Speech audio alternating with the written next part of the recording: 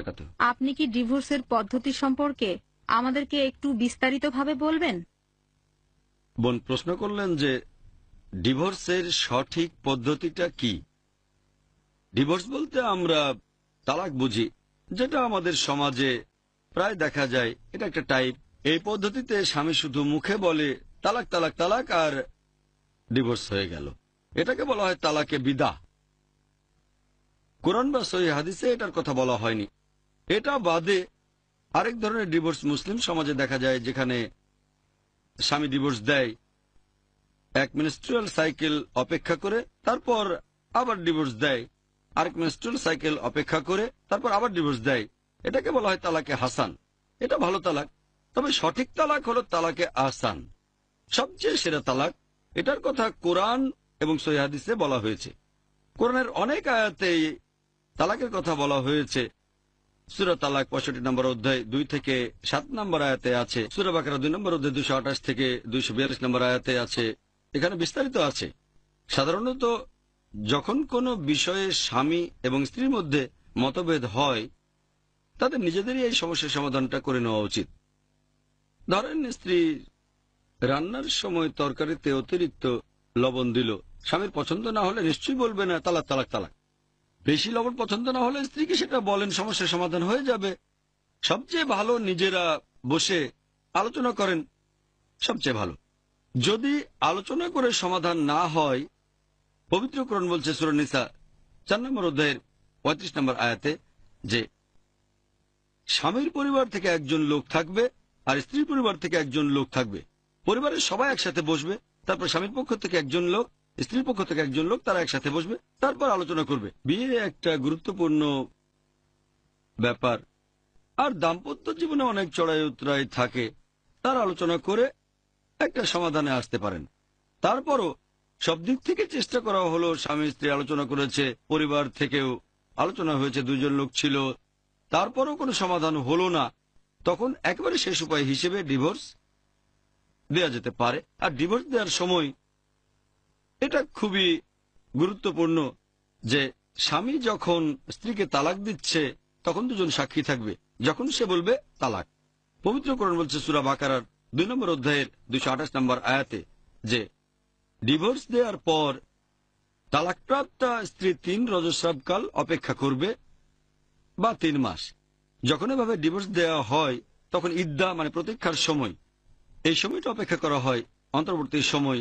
সেখানে 3 মাস ধরে স্বামী এবং স্ত্রী তারা একসাথেই থাকবে, কিন্তু তাদের মধ্যে কোনো সম্পর্ক থাকবে না। এটাকে অনেকটা ট্রায়ালের মতো বলা যায়। একে অপরকে ছাড়া কি থাকতে পারবে? হয়তো 2 সপ্তাহ পরে বলবে, ও আমি শুধু রাগের মাথায় তালাক বলেছি, ব্যাপারটা তো আসলে খুব সামান্য ছিল, আমার জামাটা ঠিকভাবে ইস্ত্রি করেনি, ভুলটা আসলে আমার। এভাবে তারা আবার মিলে যেতে পারে, আবার একসাথে বসবাস করতে পারে। তাহলে এখানে অপেক্ষা করতে হবে 3 মাস। আর এই 3 মাসে যদি স্বামী স্ত্রীর মনোমালিন্য কেটে যায়, মতের মিল হয়, তাহলে স্বামী স্ত্রী হিসেবেই বসবাস করতে পারবে। যদি 3টা রজস্রাবকাল পার হয়ে যায়, তারপরও দুজনেই আলাদা হয়ে যেতে চায়, তাহলে তারা ন্যায়সঙ্গতভাবে আলাদা হতে পারে। তারা একে অন্যের সাথে ঝগড়া করবে না, একে অন্যকে দোষ দেবে না, জনসমক্ষে অন্যের নামে বদনাম করবে না, ভদ্রভাবে সম্মান দেখিয়ে আলাদা হয়ে যাবে। আর পবিত্র কোরআন বলছে সূরা বাকারা 2 নম্বর অধ্যায় 229 নম্বর আয়াতে যে স্বামীর দেয়া উপহারগুলো ফেরত নেওয়া উচিত না, সেগুলো স্ত্রীকে দিয়ে দেওয়াই ভালো। আর যদি আলাদা হয়, ধরেন 2 বছর পরে স্বামীর মনে হলো যে আমি ভুল করেছি, তাহলে আবার একই মহিলাকে বিয়ে করতে পারে।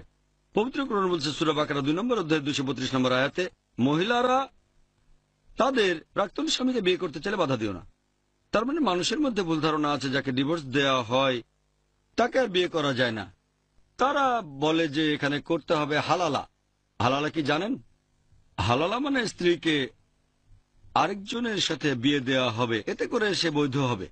ইসলাম ধর্মে এটার কোনো অনুমতি নেই। ইসলামিক নীতি অনুযায়ী কোরআন পড়লে দেখবেন, প্রথমবার ডিভোর্স দেওয়ার পরেও স্বামী এবং স্ত্রী আবার বিয়ে করতে পারে ইদ্দার সময়ের পরে। তবে তারা নতুন নিকাহনামা, নতুন মোহর অনুযায়ী বিয়ে করবে। এভাবে বিয়ে করার পরে আবারও যদি সমস্যা হয় আবারও সেই একই পদ্ধতি, স্বামী স্ত্রী প্রথমে আলোচনা করবে, তারপর সালিশ ডাকবে। ডিভোর্স দিতে হলে দুজন সাক্ষী লাগবে, তারপর আলাদা হয়ে যাবে। যদি 2 বছর পরে তারা মীমাংসা করতে চায় তাহলে আবার বিয়ে করতে পারে, তবে নতুন নিকানামা, নতুন মোহর। আবার সমস্যা হলে আবার আলাদা হতে পারে, তবে এটাই হলো একেবারে শেষ সুযোগ।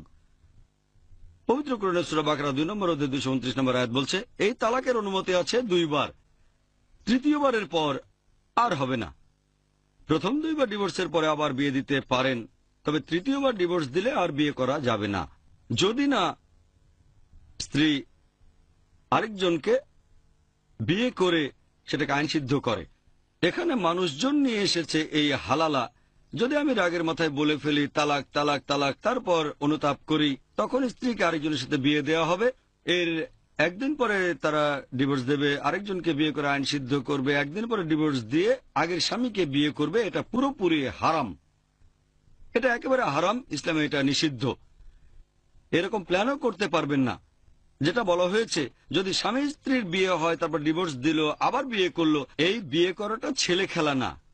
এটা তো পুতুলের বিয়ে না যে আপনি 2টো পুতুলের বিয়ে দিলেন, তারপর ভেঙে দিলেন, আবার বিয়ে দিলেন। যদি এভাবে 3 বার বিয়ে দেন তাহলে সেটা আর বদলানো যাবে না।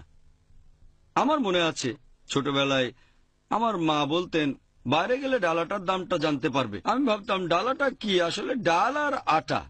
বাইরে বের হলেই ডাল আটার দামটা জানতে আপনারা পারবেন। আমি ভাবতাম ডালাটা কি, হয়তো নতুন কোনো জিনিস, ডালাটা ডালাটা।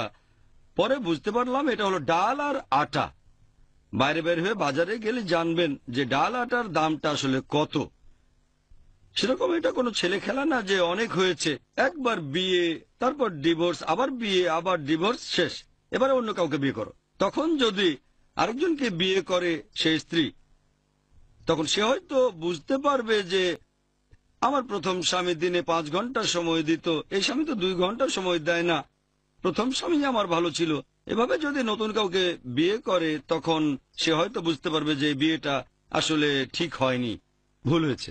তখন যদি এখানে স্বাভাবিকভাবে ডিভোর্স হয়ে যায়, একই পদ্ধতি, প্রথমে আলোচনা, তারপর স্বামী স্ত্রীর পক্ষ থেকে লোকজন সমাধানের চেষ্টা করবেন। সমাধান না হলে ডিভোর্স দেবেন, 3 রজস্রাবকাল অপেক্ষা করবেন, 3 মাস অপেক্ষা করে আলাদা হবেন। তারপরে সেই স্ত্রী প্রথম স্বামীকে বিয়ে করতে পারেন যে 3 বার তালাক দিয়েছে। এটা হলো তালাকে আহসান।